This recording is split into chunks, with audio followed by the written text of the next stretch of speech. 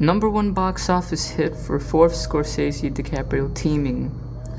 Martin Scorsese and Leonardo DiCaprio have scored another box office success with their film 2010's Shutter Island, a new thriller based on a novel by Dennis Lehane, author of Mystic River.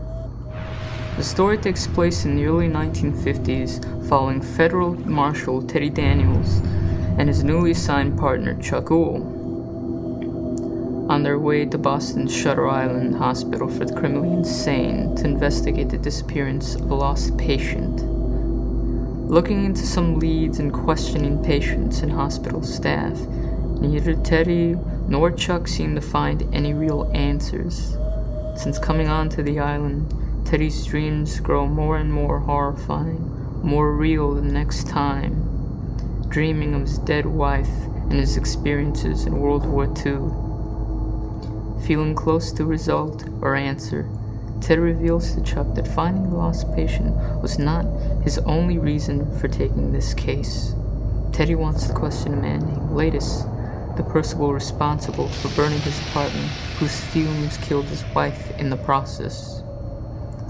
More than finding the missing patient, finding Lattice becomes Teddy's true obsession, having heard he was put onto the island from a young college student named George Noyce, a man who had spent time there, but that's not all George tells Teddy.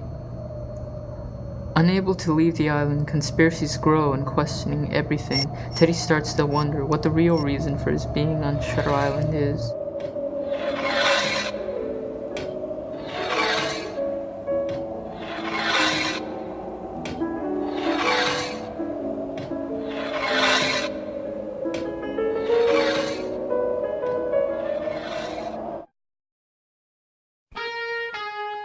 Scorsese has definitely come a very long way in his career.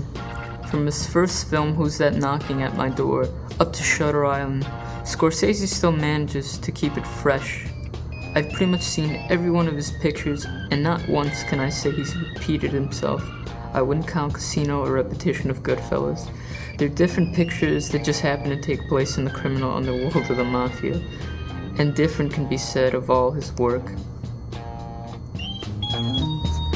Having come from pictures that never really made use of CGI, Scorsese's use of it in films like The Departed and Shutter Island is quite seamless and disciplined.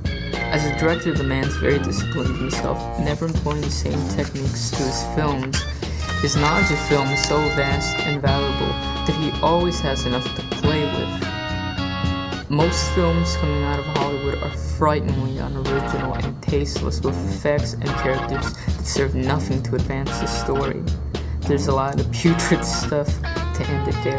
Scorsese is one of the few remaining maverick directors around. He makes projects he wants to make, having broken through the door really even after Taxi Driver. That film and Mean Streets gave the man a reputation, but they didn't give him the chance to do anything he wanted. It really took Scorsese a while, but after seeing one of Scorsese's epics, how the hell could the Hollywood suits still refuse to give Scorsese money to make a picture?